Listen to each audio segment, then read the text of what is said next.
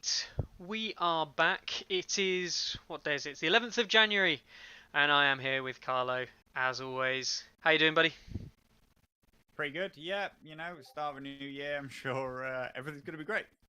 Yeah, everything's gonna be great. Uh, so we've obviously got the obvious thing to talk about. First of all, we've got the World Cup. The World Cup's Yeah. kicked off. We'll obviously look in more detail later on with where the World Cup is, what's going on with it. We'll go into some, obviously look at the stats of we've had some games played, obviously. Um, we'll have a look at some of those perhaps, and we'll just talk about all things World Cup. But hmm it's actually in some ways, can you believe this, Carlo? In some ways, we've now got a regular contact, weekly regular contact from Simon on the Tuesdays and Thursdays, and after the break from It's come back. yeah, It's come back. after the Christmas break, they have It took a returned it. Christmas break. Yeah, Took a Christmas break, and not only did Greyjoy Tuesday come back, but Visions but Thursday. like Visions in the Flames on a Friday came back.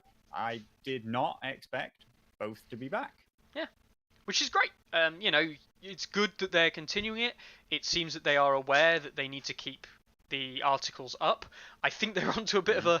a long one if they're going to keep Visions going until the 2021 rules actually get released. But Yeah. if this is something that we can expect at least until Greyjoys are released, you know, then And brilliant. when's that?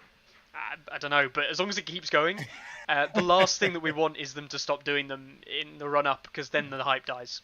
Um, Yeah. this is just building that hype train, keeping it going. But no, so far it's all looking good. So let's have a look at those quickly. As I said, there are loads of content creators out there who are putting stuff out. So go check out all the other stuff that's online.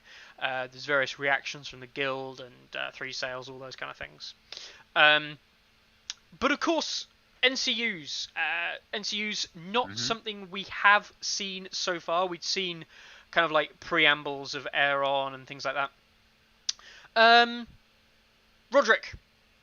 Roderick, first of all, 2 times a game, put some cards aside, draw that many +1, put them in your hand. What do you think? Pretty strong. The pure reliability with which Roderick can make sure you can have practically any set of cards that you want in your hand is a very strong effect. It may take some skill to use it, but your ability to be able to dive through your deck very early in the game, and you're not even discarding cards, you're actually just pushing them down in the deck and drawing and seeing. Like, you don't end up with them all in your hand, but seeing a ton of cards, churning through them so fast. If say hypothetical, you grab letters on the first turn, you can throw in all 5 cards if you wanted. See 6 more. Yes, you will discard one of them because you now have 6. But, you've seen 5 cards, put them to the side, seen another 6. That's more than half your deck on turn 1, all because of just Roderick. Next turn, you can do that again, see another 5, 6 cards. He's I think he's going to be a staple. Like, I just think he's going to be go-to. Like, I don't see why you wouldn't use him. I played a Greyjoy mirror against Larks, and we didn't play with the 2021 rules. We played with 1.6 rules. We played if you call it World Cup setting. So the World Cup standard, new game modes, old rules. So we didn't have the hand limit. And I ran Roderick. Now it just so happens Larks favoured letters a lot more in that particular game, uh, and because he didn't have the hand limit, he kind of kept going for it. I think if the hand limit was in the game, he obviously would have relinquished letters on like turn 2, and it would have given me opportunity to go for it potentially. Um, but what am I trying to tell you? Well, Roderick, I only had 3 cards in hand, and Roderick didn't feel like he was going to be that useful. But I was then able to use a lot of my cards in my hand. I was able to cycle because the Greyjoy deck is actually quite cyclable, which is good. I was able to get cards in my hand, and what the big thing was, I drew cards that I knew that turn weren't realistically going to be that useful. I could play them, but they weren't the effects I wanted or needed. And being able to just mulligan I just basically just went, throw away those 3 cards straight away, and I know that I can't draw those 3 cards out of the deck. I think I was playing Asher, and I think I drew 2 of the one of the one past morale, gain 2 runes back or something. I can't remember which one. It just wasn't useful in the situation I was in. I needed more proactive stuff, and I was able to dig for it. And things like What is Dead May Never Die, you can dig for that card actually fairly reliably. That in itself makes the Greyjoy deck a little bit more reliable. So even though previously when we've looked at the deck and said it's not that strong overall, the effects aren't that strong, the actual important thing is that they don't have to be that strong, because you're always going to have the right effect for the right time pretty much with Roderick. He is absolutely designed for the 1.7 rule set.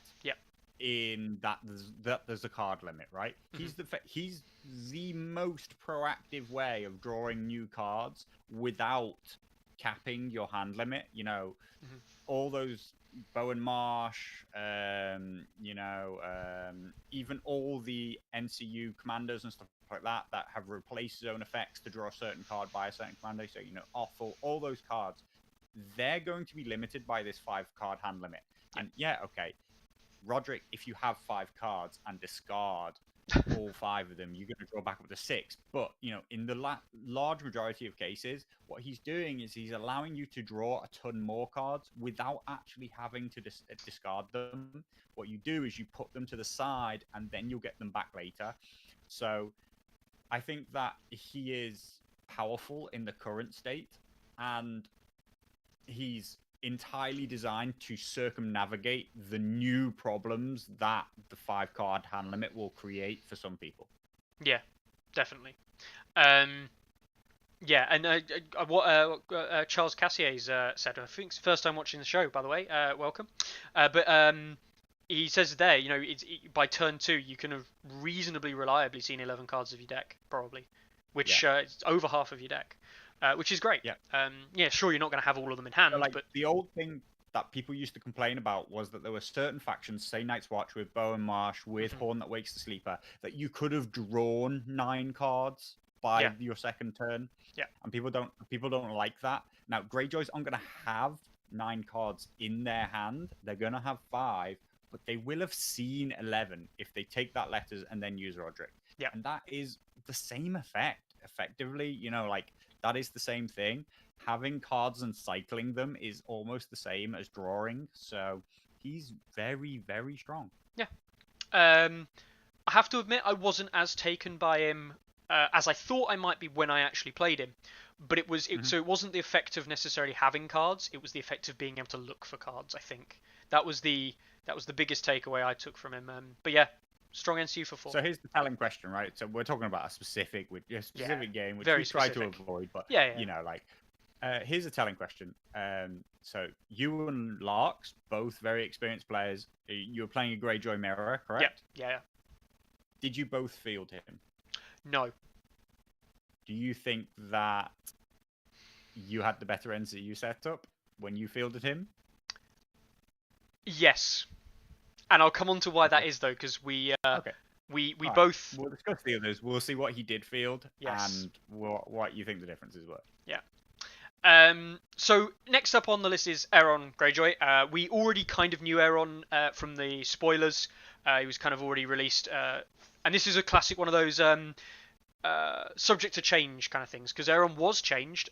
He was changed from healing D3 on the killing of an enemy to 1 wound for each destroyed ranks. And that is a common theme we have seen across 1.6 to 2021. We see that the change is generally, if you were random and used to be D3, now you are ranks based. So it's gotten rid of the dice rolling. He looks okay. I will be honest with you. In the game we played him, he did get value. He was always on a unit that was getting actions and healing. He didn't feel impactful, and I think that's the big thing. He didn't feel impactful. There's a difference between being useful and impactful, and yes, we got use out of him, but the impact just wasn't there.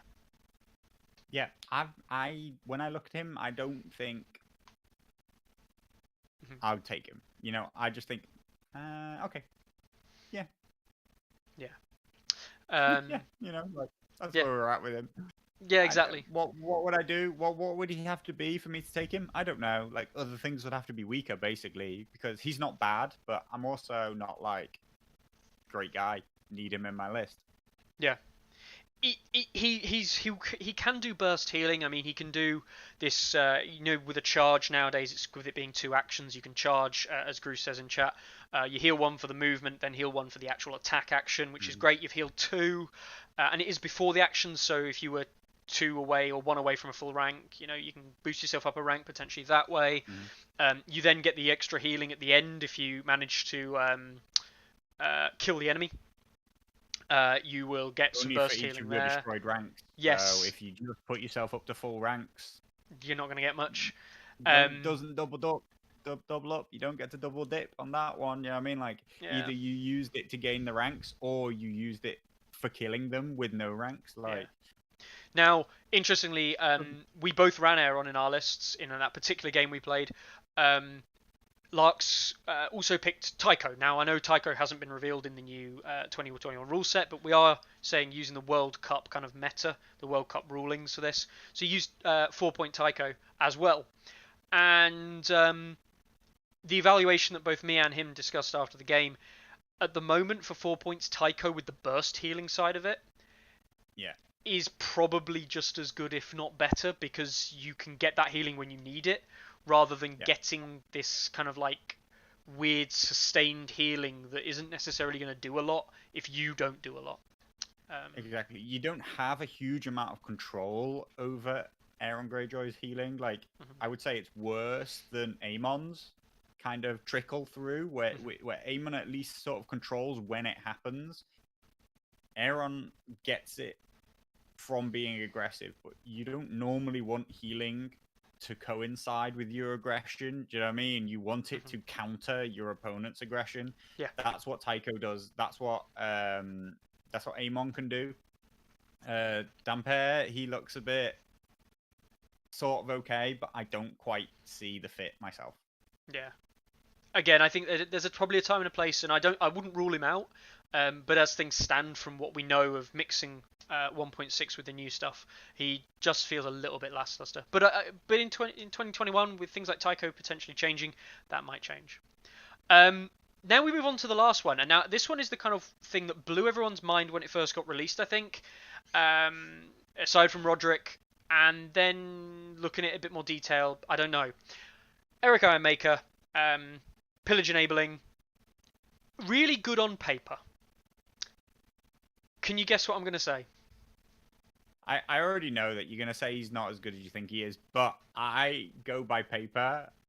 I think he's amazing. Like, Mhm, I think that he's an absolute go-to. I think that he'll be in practically every list. Maybe those people, maybe they'll find the same situation that you seem to have found, which is that he's not as good in reality as you think that he should be. But I think that he's an absolute staple, and he'll be the highest pick rate inside the Greyjoys myself out of those three. And I yeah. thought that Roderick the Reader was amazing. And I Mhm. think that Eric will be picked even more often. I actually think Eric will get picked more often. I agree. I think Eric will have a lower win rate. Um, I do not Okay. actually think Eric is better. Um, and the reason being is that what you're buffing at the moment just isn't worth the buff. It seems crazy when I say that. Like, well, who doesn't want Iron Makers on a 2+ save and turn 2 of the game? But the simple truth of the matter is, in yeah, and I think Charles says it's matchup dependent hugely. The thing we found was that if you've got a defensive unit like Iron Makers, even before they're souped up, they can already withstand a souped up, and this has actually happened. I just sent a unit of naked Iron Makers in, actually buffed technically by Asher, um, but that's only a morale buff. It doesn't change the number of hits or wounds they take on the attack. I was hit by a Victarion unit of souped up Reavers, and they Mm-hmm. only just took a rank off. Um, because they're only rolling 7 Fair enough. dice. They're only, I'm saving a third of those. They might be hit with all their dice. it's likely. But I'm saving a third of those. You're talking about a rank being removed. That's about it. I may have taken like But 6 wounds in total. but if Victorian hadn't souped up his Reavers, would he have even done a rank to you? Exactly. From the other perspective. Yeah, And yeah. if he hadn't done a rank, how was he ever going to generate pillage tokens? Yeah, no, I agree. You I know, like, agree. so was he not integral to the Reavers even doing anything? Do you know what I mean? Yeah. I It's completely like agree. you're saying my eye makers didn't need Eric, but I'm saying those Reavers really needed Eric. Like, Yeah. yeah, I mean, But I like, think that gets to the point I'm trying to make. Like the Reavers with Eric became usable in that yeah, particular scenario. Now obviously it still comes down to dice as it always does. But the big tell for me was that as the defensive player with Iron Makers where you probably do want Eric so that you can buff them up defensively, you don't need them because you're gonna survive. And the big thing that we looked at, this idea that claiming bags gives him another pillage token to kind of distribute. After the first 2 or 3 rounds of the game, every unit that's got pillage has already pretty much maxed out its pillage. There is very little left in the game that can get pillage, and I have spent I would say 2 Greyjoy games. I'm going to say every game, but I played 2 Greyjoy games, and both Greyjoy games, by the time turn 3 is coming around and bowmen are removing ranks, there isn't anyone to put the pillage tokens on because everyone's max pillaged already. yeah. And that Do for you think me, that is very specific to the matchup? Though, I think it right? is Like, matchup. I you're think it both is matchup. playing two progressive factions. That's Yep. going to be true. That's going to be true for Yep. versus Free Folk versus Greyjoy. It's Probably Stark. I mean, yeah, possibly Stark. Do you know what I mean? Like, Starks will acceptably lose ranks, and still keep fighting. That's also probably still going to be their main mechanic. If your opponent brings conscripts, like Night's Watch are going to be in there, cutthroats and stuff like that. Neutrals. Neutrals, probably mummers even. You know what I mean? We'll be giving that up easy, but we'll see We'll about see the new mummers. But Yeah. okay, I've listed tons of factions, but they're all on a scale, and Greyjoys and Free Folk are right at the easy end of generating pledge tokens from, right? Yes. Yeah. And at the far definitely. end of the other scale, we've got Mother of Dragons, never ever going to give you a rank. Nope. We've got Lannisters and Baratheons, presumably still going to be running heavy infantry, heavy cavalry. Even Targaryens running cavalry, 6 wounds per rank makes things significantly harder. I think that there are lists where without Eric, you're never going to get off the ground. I actually think, from what I can tell though, and this is kind of my takeaway from it, I think Eric will appear in every Greyjoy tournament list pairing. He won't appear in both lists. I do not think he's a both lists include. I think he's very much a pairing include. And I think that was my biggest takeaway from it. He wasn't useful in the matchups that we had. But he could be useful in others, like some Lannister Baratheon matchups. I can imagine being very useful there, be it on the defensive or aggressive side of things. So there you go. There's the takes there from the NCUs, and as I said, we have played with all of them, thankfully. So yeah. We also had as a bunch. They look pretty strong. They're pretty good. I'd say they compare against some of the neutrals that we've seen. Makes you think that are all NCUs pretty strong. You know what I mean? Going forward in the future. If not, then Greyjoys have got themselves a very good, strong set, and that is a thing that a lot of strong factions are built upon. Do you know what I mean? Like, a lot of tournament winning factions are built on the strength of their NCUs, because it's actually quite easy, particularly from the ones that we've seen, it's quite easy to bring in neutral units to fill holes. And if you have specific named character NCUs that are pulling a ton of weight, that can make up a huge part of like how powerful your faction is. What I'll also say as well, I like the balancing on them. I like the balancing on them because I didn't feel like any one of them was particularly overpowered, while I also didn't think that any one of them was particularly underpowered, except maybe Aeron. So I think the internal balance is pretty good between the NCUs. So I think they've nailed that. With those 3 NCUs, they've nailed the internal balance correctly. So that's brilliant. All right. non-combat units is the theme for this week, it seems. We saw the Greyjoy NCUs, and of course the Vision in Flames came out for the NCUs across the board. I'm not going to read the whole thing out.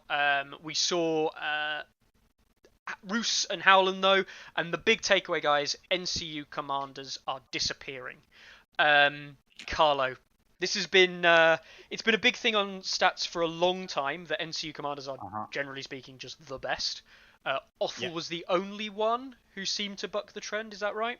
And he's still very, very popular, and he's still pretty strong. Yeah, but Othel, because of his specialized nature, was not just inherently the top of Night's Watch. He was in amongst the competitive options. He often, nearly always, still got picked into a 2-list pairing. But I mean, Howland, absolute staple of Starks and tournament play.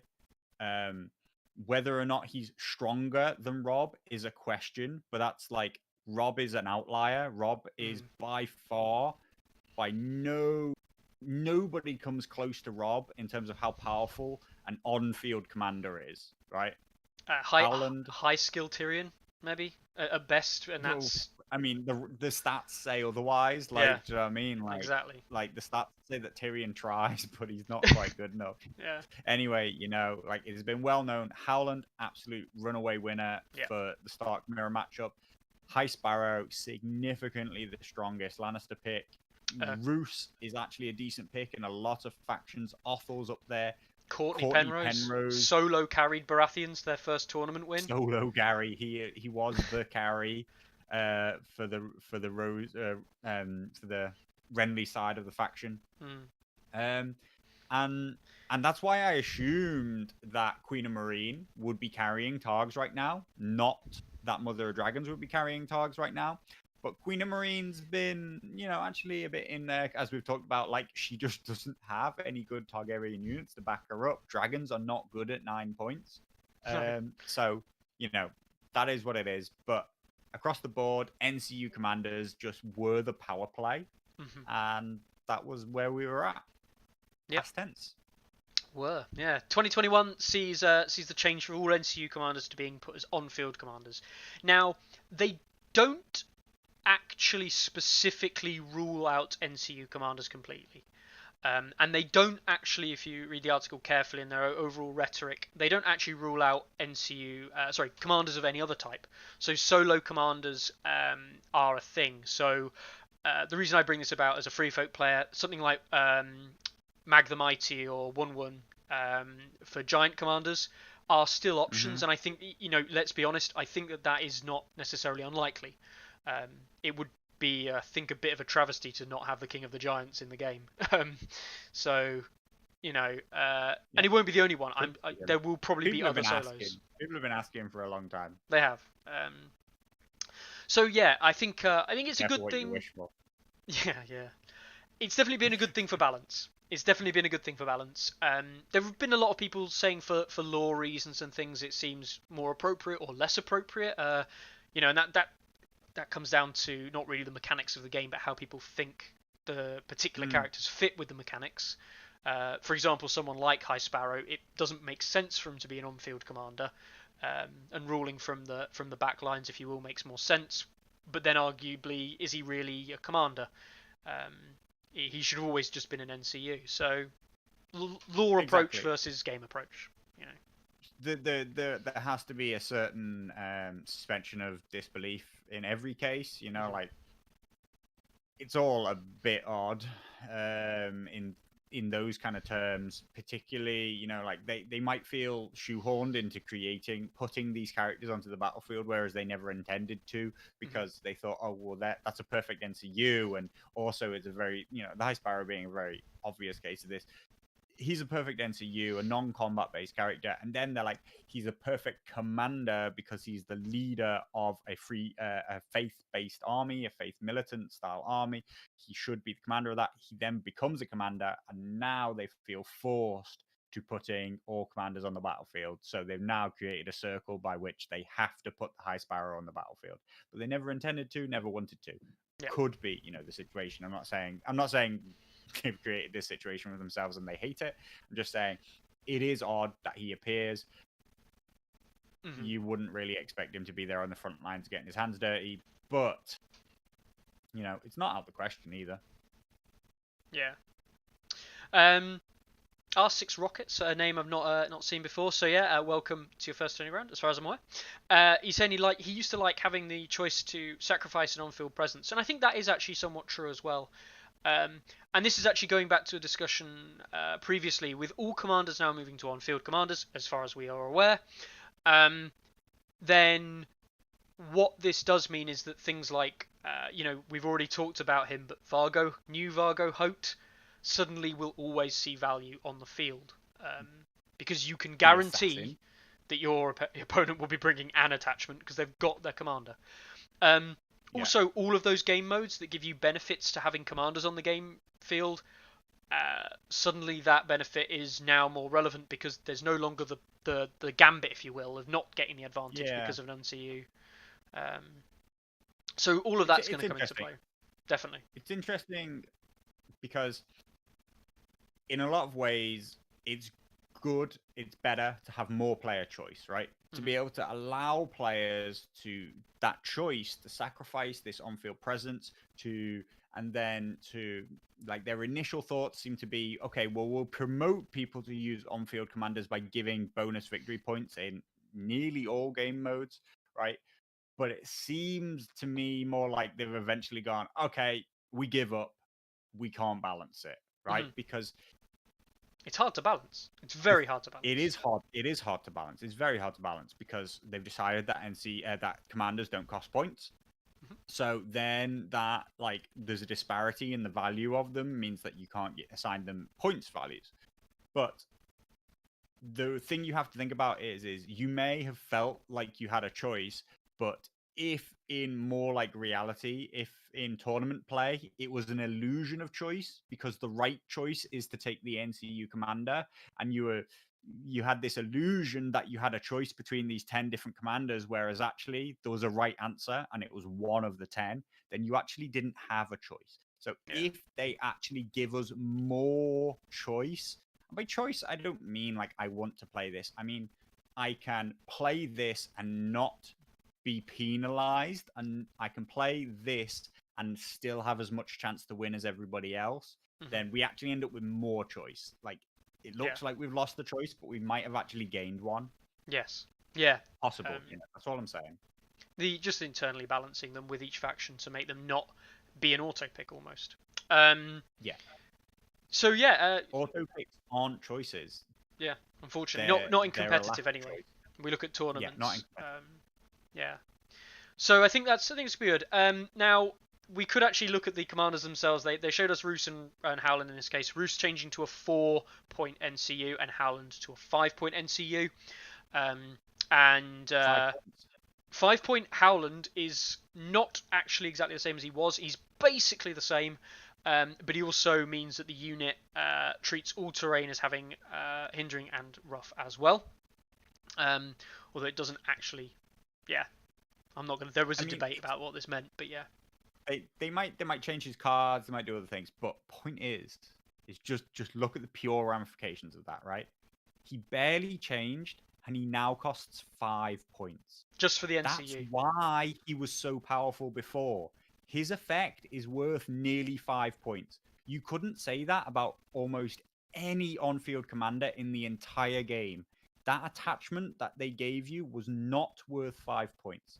But this NCU is. So how can you possibly balance those two things if they're free?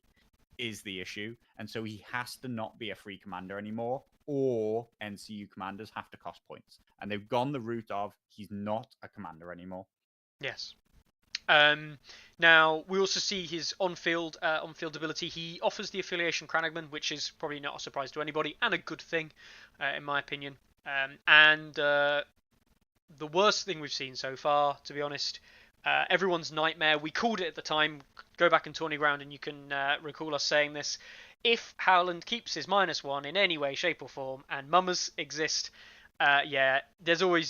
People have already been on the Discord and been talking about Howland Reed in mummers for a -2 to hit on everything. Yeah, it may.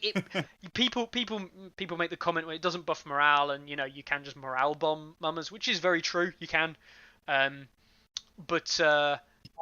Can't. There's no concerted morale damage in this game. yeah, There's no concerted morale damage that can kill a unit if your opponent puts equal effort into taking money bags and equal effort into blocking your morale damage. yeah, It only exists as an afterthought,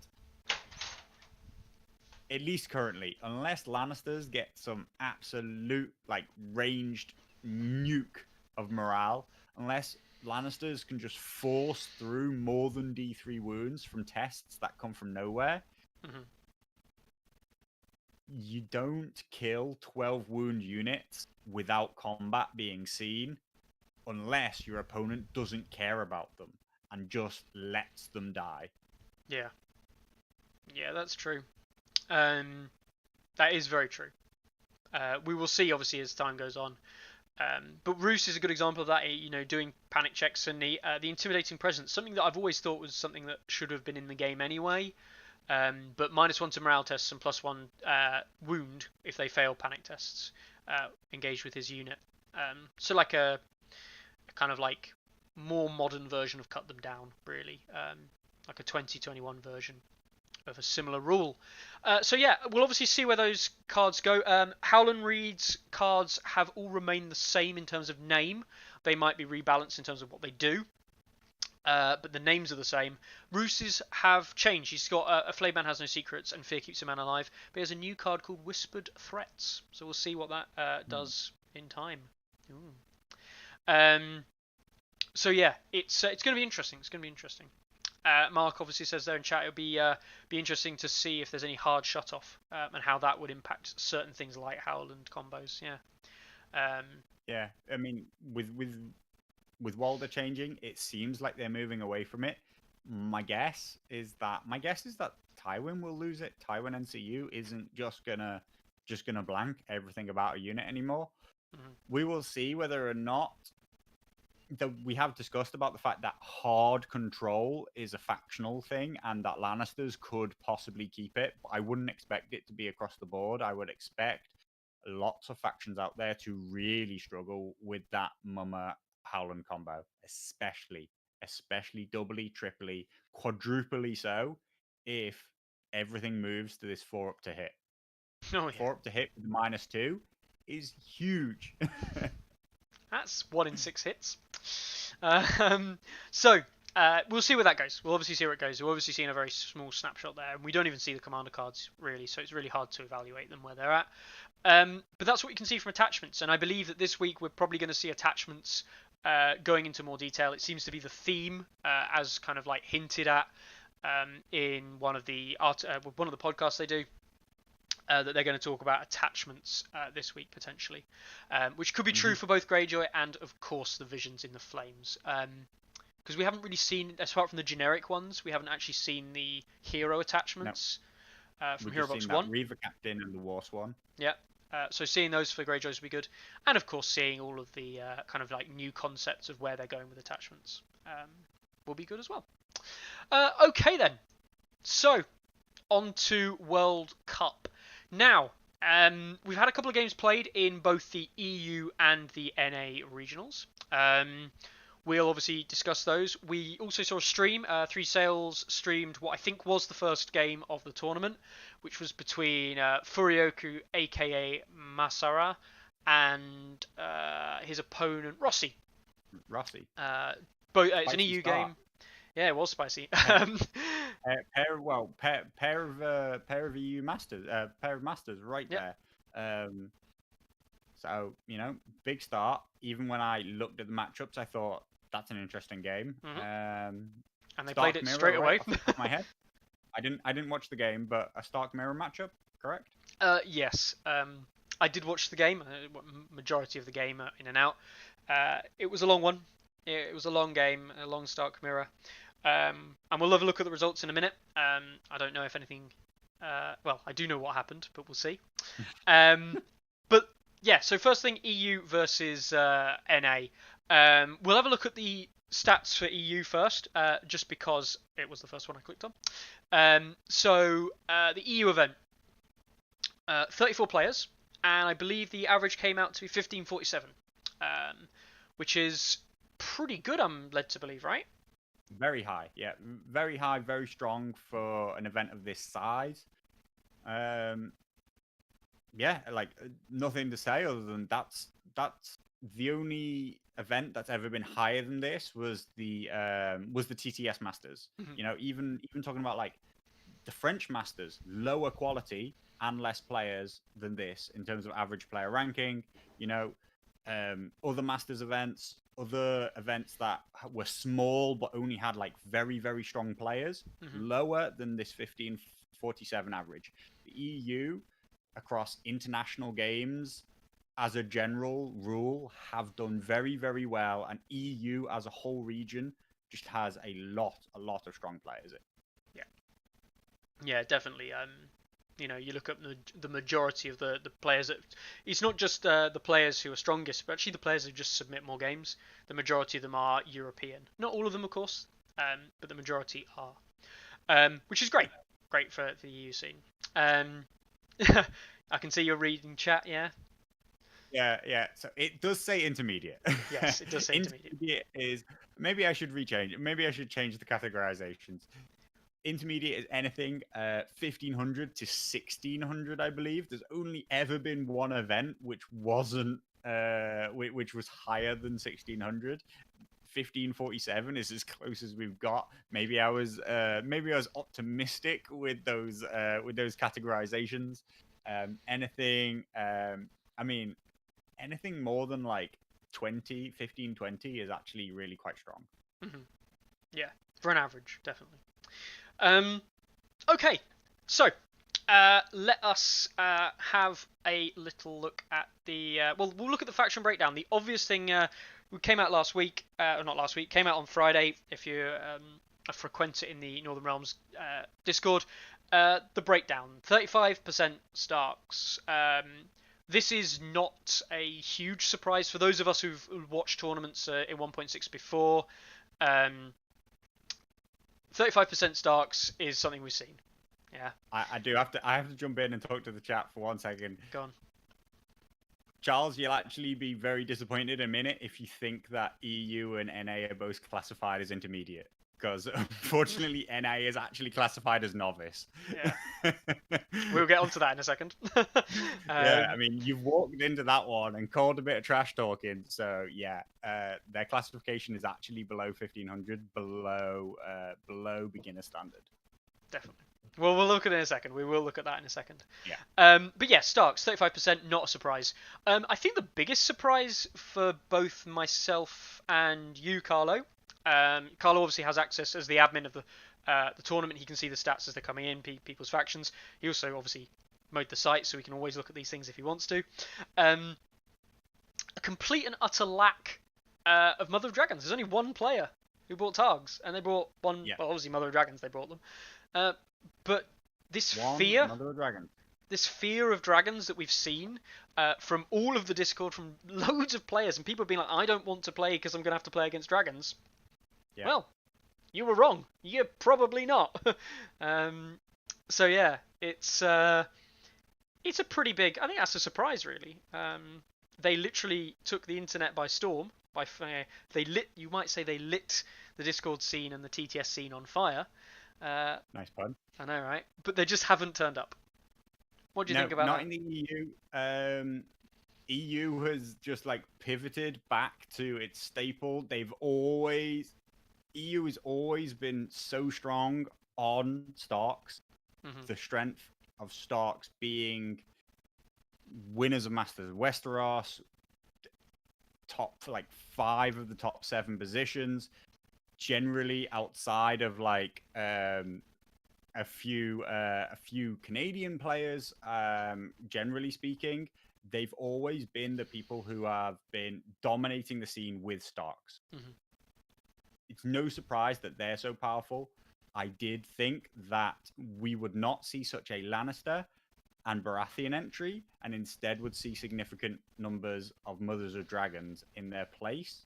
But interestingly enough, that the Mother of Dragons doesn't turn up means that Baratheons and Lannisters have a shot. You know, Yeah. like Lannisters and Baratheons were having trouble with Mother of Dragons, and that there's only one. So we'll see how well that single Mother of Dragons does, and we'll see how well Baratheons do in their absence. Yeah, definitely. And yeah, it is going to be interesting. I think it's going to be interesting.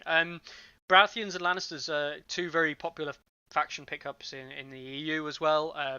You know, sitting here, you've got you're a Baratheon slash Lannister slash Baratheon player here. You know, and very popular in the EU scene. People like them. Even if they're not particularly good, people still play them. You know, and I think that's going to be really interesting. No neutrals, which, if anyone's not aware, is not a surprise whatsoever. And no Greyjoys. And I've just had a little look, and you need to fix your entries by faction to have Greyjoys have a colour, because it's not actually entered on there. Yeah, I was going to, and then nobody entered, so I didn't bother. No, fair enough. Cassier, just reading Cassier's comment there, he believes this was players being polite, not taking Mother of Dragons. I would say yes, but then they pick Starks, and that's not exactly being polite either. So I mean, yeah. I mean, so what I think. I'll tell you. This is my personal opinion. My personal opinion is that people believe that Mother of Dragons is strong, but like to win with them doesn't require any skill, and that you'll get ridiculed or less. You'll get less kudos for winning with them. But actually, people know that Starks are just as strong. Starks are easily as strong. Like, let's not be like, I absolutely, of course I do. Okay, to say I absolutely agree with the stats right now, which is Mother of Dragons is the third most powerful commander after Howland and Rob. Right? Howland and Rob are still the most powerful thing in the game. That they pair together makes them even more powerful. Starks are more powerful than Mother of Dragons, and people will give you more respect for winning with them because you didn't win with broken Mother of Dragons. Yeah. Like Stark was some kind of like incredibly skillful thing to play, whereas Mother of Dragons is some kind of like easy mode. I actually totally disagree. Starks are actually the easy mode, and I believe that Mother of Dragons require a lot more skill to play. I don't think anybody's being polite when they don't play Mother of Dragons. I believe that they are going for what they think people won't talk shit about them for doing. Like, you know, like they think people will talk shit about them if they win with Mother of Dragons. They don't think that anybody will talk shit about them if they win with Howland and Rob. Yeah, it's true. It's a weird kind of situation we've got there. Free Folk and Night's Watch, relatively low percentages there in the grand scheme of things, coming up combined at the same as the Lannister and Baratheons are individually. I'm a little bit surprised. I'm not surprised by the Free Folk, actually, because Free Folk have always been a bit of Marmite, to be honest. They're a Marmite faction. Players either really like playing them, and they are pretty diehard. You know, I play other factions as well online, but I'm a Free Folk diehard. I'm not going to sit here and lie to people. I know that Charles Trahan in the chat, obviously doing his stuff with Sunday Slaughter now, which is great. Weasel Kingdom online. He's a bit of a Free Folk diehard himself. There are others out there. We might play other factions for tournaments, but the simple fact of the matter is we play Free Folk. We just play other factions because we can, and it's TTS. So I'm not surprised by that, even though they've had an increase for competitive reasons, people picking them up because they're good. Night's Watch. I am actually a little surprised that Night's Watch has taken or not taken off in the EU scene. They could and should be more popular than that. I think they are. I think interestingly, they have tools to beat Mother of Dragons. Watch Marshal also now gives them tools to have a go against Starks. I think that actually possibly their weakness. It depends how it goes. I'm unsure about how they face into Free Folk right now. The Watch Marshal as a solo is a massive hindrance to them because of trappers. You don't get to like use all these movement mechanics. But he has huge value as his attachment into just like creating the amount of dice and attacks that you need to get through insignificant spam. So I'm surprised. I think that if I entered, I would have entered as a Night's Watch because I Mhm. think that they have a very, very high skill ceiling right now because of the solo, because of the multiple different ways to play, the multiple different commanders. And I think that they can go toe to toe with some of the biggest staple named lists out there. And yet I think that that you would get that kudos that we're all looking for. People would be like, wow, you won with Night's Watch, because Night's Watch haven't won anything for a long time. Ever since we moved to TTS, people realized that it's only like on the tabletop at a mid to low level that Night's Watch are actually performing very highly at. Yeah. Um. So yeah, it's interesting. It is definitely interesting. We will see where that evolves and see where it goes. I do think I agree with you. I think Night's Watch, the specific thing for Night's Watch that I think has actually boosted them up, and we don't actually give it enough kudos. The Night's Watch attachment box, man. The attachment box to Night's Watch brought in two components that are just really solid. The senior builder, I think, yes, he's a little bit of a meme, but I actually think he's a good meme. Um, and I'm sitting in a room with or sitting on stream with someone who knows how much of a meme that man is. And the watch marshal is superb. Yeah, Both versions. exactly. So yeah, we'll see how that goes. So that's EU. Let's head over to NA quickly, and then we'll have a look at some of the One results that second we before see. we leave. Go on. Before we leave, Yeah. is that a good faction balance?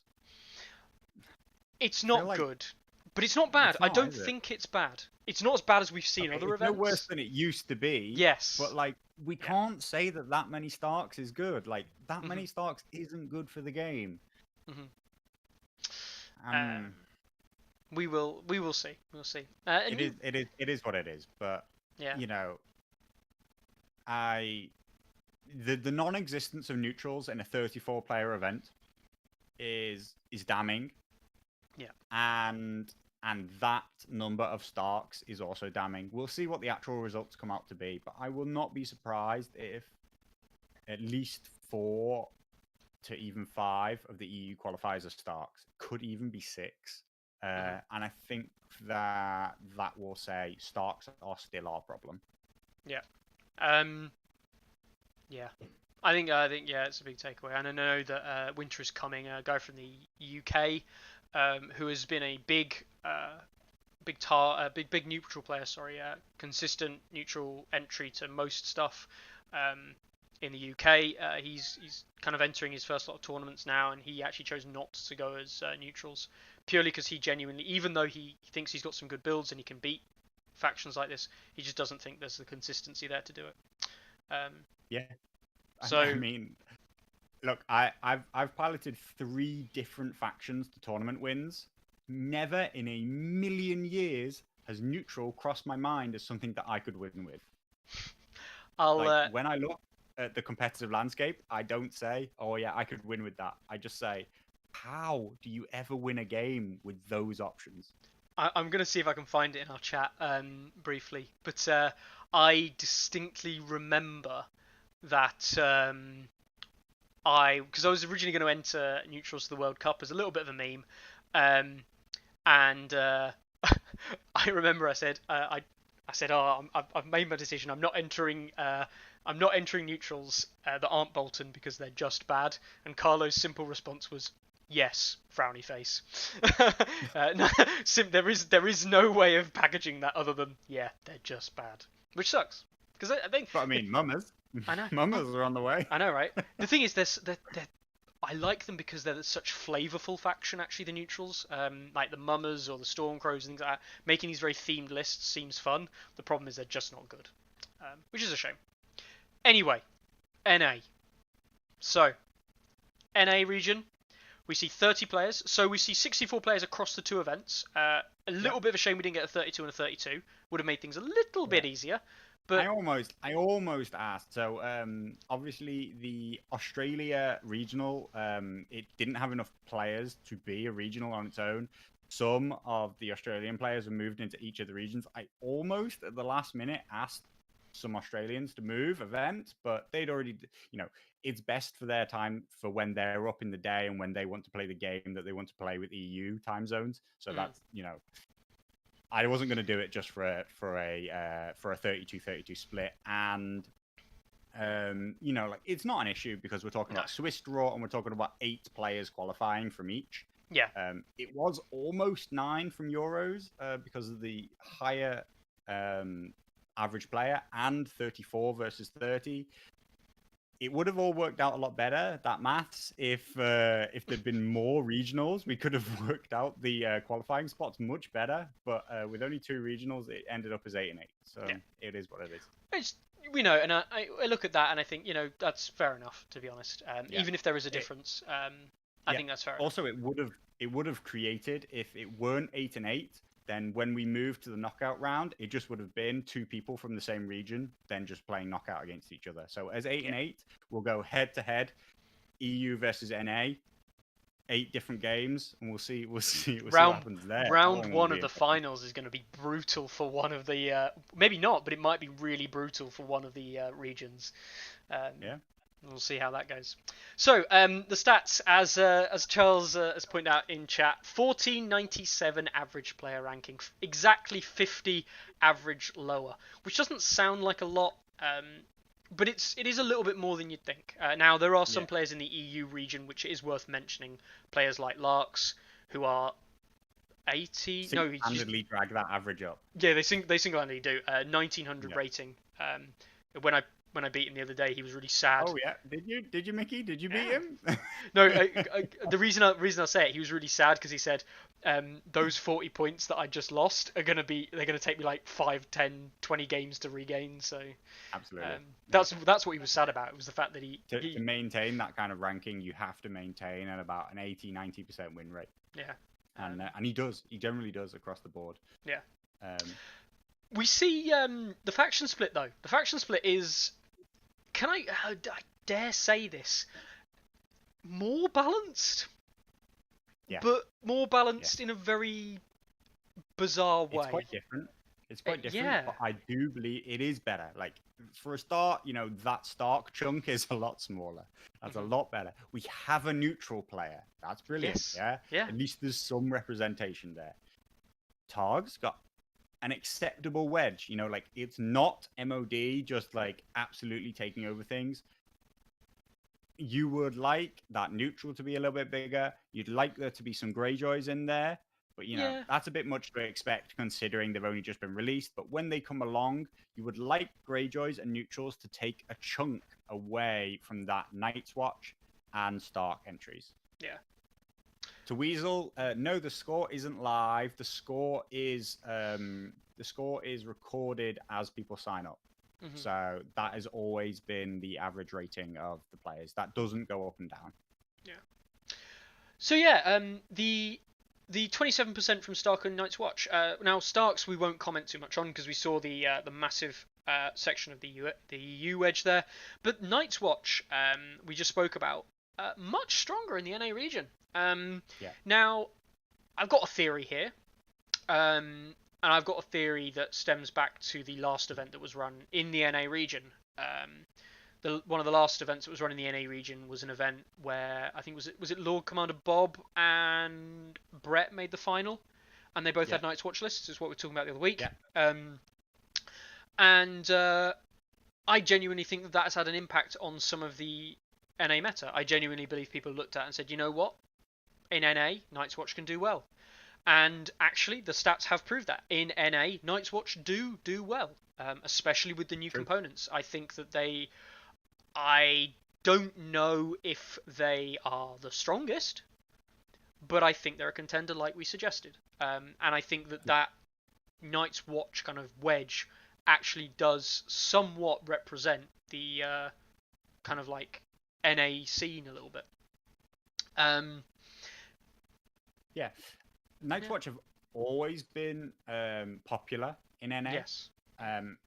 And once upon a time before stats, many moons ago, about a year ago, like when 1.5.1 first came out, and they were actually very, very strong in 1.4 Night's Watch, but even when 1.5.1 first came out and the new balance changes happened, the general conception was that Night's Watch were the strongest faction in the game, right? It took Masters of Westeros and NRG International's first tournaments, for people to come to this consensus that Starks were actually the powerhouse of tournament play. And a large part of this internet consensus that Night's Watch were the most powerful faction came out of physical NA tournaments. You know, like they have always been powerful in NA. They have always been what Brett chose by main choice, either that or Lannisters, Tyrion, and Brett has always been the biggest name in NA tournaments and always talked a large amount about his wins with Night's Watch, which helps to create this cyclic idea that Night's Watch were powerful. But actually, before this attachment box, they were very, very average, you know, like, and very, very much off the pace for what Starks and Free Folk could achieve at the highest levels. Yes, your average start of beginning novice player takes stuff out of the starter box. Super, super strong for Night's Watch. But you can't go much from there. I remember the time where we finally saw Baratheon pass Night's Watch, and Baratheon were putting in some really good results when Courtney and Rose Knights were about. But yeah, Night's Watch, I do think they're on a little bit of resurgence, as we said. So that's really good. It's really good that they do appear a little bit more. It's just a shame it's just that many people.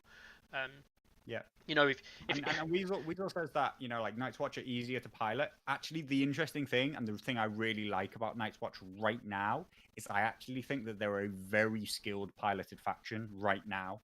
The Watch Marshal solo and attachment version make them a far more movement tempo based army. I even like John with Ghost again, you know, stopping tactics cards against MOD, all those things. They have a lot of toolbox options, but I don't think that they're just the bludgeoning powerhouse force that used to just walk forward and win games. I think they're actually a very, very skilled faction in the current meta, and that's why they're my favorite choice.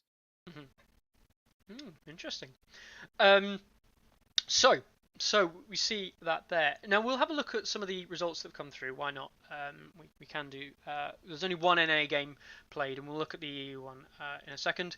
But I believe in round one we saw Claw versus Thranduil, just off the page there, and Claw Night's Watch Mirror of all things. Claw looked like he beat Thranduil 11-4. Now, Claw, for those who are not sure... So Claw's coming out of... Coming out of Asia, out of the cancelled Asia region. He's a friend of Van Van's. Into NA. So, yeah, he's from Wargames ID channel, so you can watch games from him on there. And Thranduil comes from Heroes World, who have had a huge number of entries into this tournament. Regular sparring partners with Ariakas, Grusalug, Endline as well, being another name coming out of there, being told to watch out for. Endline did very, very well into the TSL. But Thranduil not really made the transition over to TTS until now, but the name, people are saying, watch out for Thranduil, but Claw's done really well and beating him in the first round, so we'll see if he can bounce back, see if he can get the hang of TTS, because I do think that there is actually a real transition there. But Claw and Asia as a whole, especially the people who are willing to play in the NA region, from Indonesia, are going to be strong players. You know, that's a time zone that you can't deny. It's they're willing to make that transition. They're going to be good. So that's the NA. We only saw one game from the NA region. We'll go back over to EU quickly. We saw quite a few games played in the EU region. I'm due to play my game against WAP from Sweden. That's right. This Sunday. But we've got 4 games played so far. We've got Scadman, who I believe is from the UK, if I remember rightly. And Duncan, who I'm guessing is German, or at least EU, Central EU. And we see a 10-5 to High Sparrow over John. It's probably not a surprise. High Sparrow, very solid list there. We saw Psychost. I've not heard of. JTT, German, I think. Starks versus... I believe quite new to the TTS scene as well, or maybe more new to the international scene, possibly just been playing more locally in the German, like they have a very strong community, so... Yeah. And we super against Victoria the Valiant, otherwise known as Vicky, was it 3-2 2, 1, 1, 2, 3. I can't remember which numbers it was. But she was present in the very first NRG event, playing Baratheons. She appeared in our Baratheon Spotlight video all the way back for the guild drops back then. And she beat a Stark 13-4 with Baratheon, so pretty good. Running Andrew Estermont as well. So we'll see how those builds go. I believe the builds that Vicky and Open City George have got are identical. They had been working on them as like a pair of list. Psychos is out of Liverpool, is he? I didn't know that. Be surprised if he is. Oh. He might be though. Cool. Yeah, we'll just pop down the road. Oh no, wait, it's illegal. So yeah. Is that Liverpool America or Liverpool? Liverpool. It's Stephen Connor. Yeah, it's UK me. Liverpool. Stephen Connor says in chat, it's me. So I'm guessing it's him. It's Psycho Steve. Psycho Steve. Of course, that makes sense. That makes so much more sense. I'm so glad you put me out of that misery there, Stephen. Amazing. Thank you for Steve, not Psychoste. Psychoste. That's bad, isn't it? I apologise, Stephen. So yeah, no, Psycho Steve, running Brendan Blackfish, man. The man has got big balls running him. And hopefully enjoyed his game. Even if it was a loss. For his big first appearances in the tournament scene, as far as I'm aware, in the TTS scene. So that's great. We saw Masara versus Rossi. The game ended 10-9 to Rossi. By Masara's own admission, he rage quit. At the end of a 4-hour game, he rage quit. Is what he told me happened. You know, there was an incident to do with a card, and he told me he'd had too much to drink, and he rage quit. So, as a generally very strong, active tournament player, I'm sure he will bounce back. We will see if he makes it to the top 8. But you know, that tells you that beer and pretzels is all great for a game, but at a certain point, you know, maybe lay off. Lay off when you play in a tournament game and don't get too drunk. Yeah, definitely. But yeah, so you know, names we've seen before, Rossi and Furioku or Masara. I'm sure they'll both make their own ways into the top 8, which is possible to do with one loss, of course, is to still make top 8. And yeah, what a character, Bruce. Yeah, Furioku is a proper memer when he wants to be. He's unintentionally really funny all the time, and I absolutely love him sometimes. Yeah, unintentional is definitely the word, you know. Like, so funny. Yeah. But yeah, by all accounts that I've heard, if he just finished the game, he still probably could have won, but he was not in the mood to finish the game, so 10-9 it was. 10-9 loss. Yeah. And finally, we can't quite see it here, but our own Chris Eustace, obviously Leak Teddy in chat today, playing against Leica, who I believe is also here. It's Charles Cassier, if I'm right in saying that. And they played an 11-10 matchup with Chris Eustace's Starks, that Stark splitter there, playing against Leica's Free Folk. 11-10. God, that sounds like an absolute brutal game. Yeah. Rob versus Mance. Leica come from Mance, interesting. I think Honed and Ready is a really brilliant game mode. Like, yeah, we haven't seen any real changes to it in the game mode changes. Just a couple of subtle things. I always thought that Honed and Ready was one of my favorites. Ever since it came out, I just thought that's a better Game of Thrones. Game of Thrones has changed now. I do believe Game of Thrones itself is better now. But Honed and Ready, I just think makes for really good games, and a lot of these results that are coming in look really close, really good. And that's what we're here to do. We're here to create close, enjoyable games that are tense and aren't foregone conclusions. So Honed and Ready is perfect for that. You know, like, yep.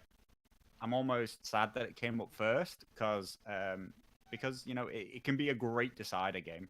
Yeah, I really like Honed and Ready, and even the new version, which doesn't allow you to place the unpassable terrain, or I forget what you call it now, blocking terrain anyway. It doesn't allow you to place palisades. You can't place palisades, which actually is a refreshing change. It means that this you have to control the game mode in a different way. You not just stick a long range unit behind a palisade and win. And the game mode itself says just getting there and controlling objectives doesn't mean you win. It's about timing of controlling and whether or not controlling is worth the points, whether or not the damage you take is worth it right from the get-go, or if you're going to hold off, take them later, and win on the battlefield. I think that it almost has a lot of the dynamics that they sort of hoped the battlefield to the tactics board would have in terms of like, oh, do I take it early? Do I take it late? Do I try and win on the battle, or do I win in the points? But like the tactics board doesn't quite implement it in like a perfect way. We see a very strong leaning towards one way of playing, but this game mode says, like getting there first, having more points doesn't necessarily result in the win because you weaken yourself in the process. Yeah. Yeah, and Sunday as well, Chris saying that the NCU plays are also crucial in later rounds as well, which is very true. Yeah. They really are, actually. And last round, actually, sometimes the last round, the most important things you can do is, like, move off the objective with a unit or something like that. Otherwise, you're just going to get peppered. So, yeah. Cool. No, cool. It's all looking really good. It's all looking like it's a good event. And when I say a good event, and good events across the board, is that people have already played games, they were keen to get games going, and they've already come out and said, I may have lost or I may have won or whatever, but it was good games. And that's what I like to see. It's what we want to see across the board, ideally. Yeah. And actually on that the games will get even closer as we go on, as players get matched up against players with similar win rates. Hopefully we'll just get tighter and tighter games that matter more, and yet people can still keep enjoying the games. And know that win or lose, that it's all about playing a really good game that hopefully we learn something from. Yeah, definitely. Remember, guys, if you're not aware, you can of course rate your opponent's sportsmanship in the on the site nowadays. So give your opponent a rating from 1 to 10. Just as a kind of like a word of warning for those of you that do watch the video, don't just give everyone 10, please, because it makes it really hard.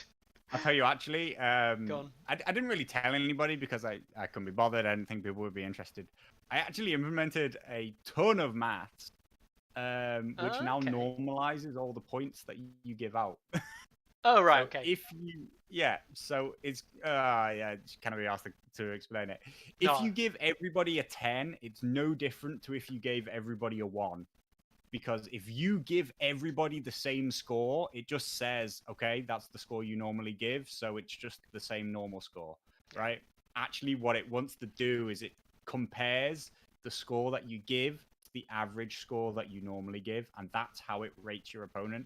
It's overly complicated, as everything I implement on the site is. It's overly complicated, has more maths involved than anybody needs to know. But point is give your opponent a real rating. Give your first opponent a 5, a 6, a 7. It's all relative to how strong and how good a score you give your next opponent, and the one after that, and the one after that. No, it's not ELO. It's actually nowhere near as complicated as ELO. But point is we were having a problem when I first implemented the sportsmanship score, as Mickey mentions. I had 5 to 10 players with maximum score, maximum 10 out of 10, 30 out of 30, 40 out of 40 in every single tournament, and it just made it worthless. So I had to implement something to get around that, and so I kind of came up with some numbers and it, priorities. It used to happen a lot. So myself and Carlo met many moons ago playing Ultimate Frisbee, which is massively popular in the US, not so much in the UK. Now you're letting our secrets out. I know, right? I'm pretty sure you're wearing Frisbee kit. Oh, I can't remember. I am actually, yeah. Two different types of. Yeah. The team that I made that team that you play for. I used to play for. Do you still play for them? I think you still there? Are you retiring? I don't know. I don't know if the sport exists anymore, Mickey. We haven't been outside for a year. That's true. Anyway, point in case. From that game, we have with spirit scores, right? It's something that we saw a lot in spirit scores, and you used to rate your opponent based on a couple of factors. But you used to see it all the time where people would just be like rating everyone massively highly, and you'd be like, I remember TOing a tournament in York, and a team had literally rated everybody like maximum points, and it's like, you can't do that. Like that, we don't have a method for sorting that out, and it doesn't work. So actually, it's a standard thing now, isn't it? Where is it like you rate it out of 20 or something, and the average is 10, and it's nice and simple. The average is 10. Keep it simple. Yeah, it's Leet Teddy absolutely memeing on us. Classic. I know. We're sitting here talking about tabletop board games, and yet we have just become the uncool nerds by talking about Ultimate Frisbee. All right. I know we're now uncool. Call it sports, Mickey. Let's not call it sports. I do sports. Anyway, no. That note must says it's the end of the episode. It is indeed the end of the episode. We've talked far too much about things that aren't A Song of Ice and Fire. But no, we will be back, of course, next week. We'll have the round 1 roundup. Hey, we will see what the matchups are. Well, some of them may have even been. No, they wouldn't have been played because the round ends on Sunday, doesn't it? So we'll be at a look and get an early look at round 1. Round 2, and see what the matchups are. We'll see the kind of like final results from round 1 from both the NA and the EU regions. And if anything else, we'll obviously look at the visions if they come along, which we are expecting that they are. And we'll keep on checking on with all the other tournaments that may or may not be running. A little bit of a shout out to Walou Morgoulis, a French tournament added to the site today. 42-player event in France at this location. I'm not going to tell you where that is because everyone who's been on before knows I absolutely butcher it when I try and read French. So there you go. He still continues to try most weeks. Hey, I go onto the French Discord and try and desperately speak French to them on there. It's a nightmare. I was not good at it at GCSE, and I am still not good at it. The reason I wanted to bring this up, this guy's name, I don't know if this is his actual name or not, but this guy's name, you should definitely check this tournament out if you're French, because his name is Crack T Romain. A name with Crack T, that's going to be a good tournament. Anyway, that's not his username. That's not Secoste, yeah. That's legitimately his actual name, which is great. That's his name that he signed up by. We don't check those things. So. It's his real, as far as I'm concerned, it's his real name. I'm sure Stannis Thousand Lord Commander is really called Anonymous. He is actually. Bizarre thing, I'm just going to mention this. I actually do know his real name and his address because I had to send him that Baratheon attachment box. I know he's a real person. Stannis Thousandth Commander is not just some kind of created AI. He is actually a real person. Mental. I know, Mental. right? He's managed to keep that a secret for almost a year. I know. He actually has. Anyway, we are getting completely off topic now. So guys, thank you very much for joining us in yet another Tourney Ground episode. We will. When are you playing your game, Mickey? When am I playing my game? Sunday. Haven't decided time yet. But it's going to be the weekend. We're both pretty relaxed about it. Save the best till last, yeah. The best till last. What do you mean? What do you mean? The last best? Game of the round. I'm sure it'll be a right corker. You're gonna look to get that streamed, or you're gonna play it on the secret. I'm gonna see if anyone wants to stream it, they can. I'm not averse to it.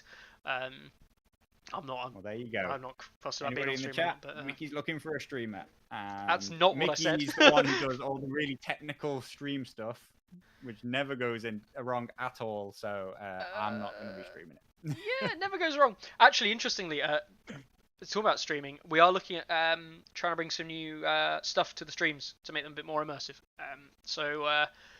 I know Bartender was in chat earlier. I spoke to Bartender last night about something because I tried to get something to work and I just couldn't. So I had to recruit him, the legend that he is. And anyway, we'll catch you 7 GMT, 1900 hours GMT next Monday. And between now and then, guys, take it easy. Laters.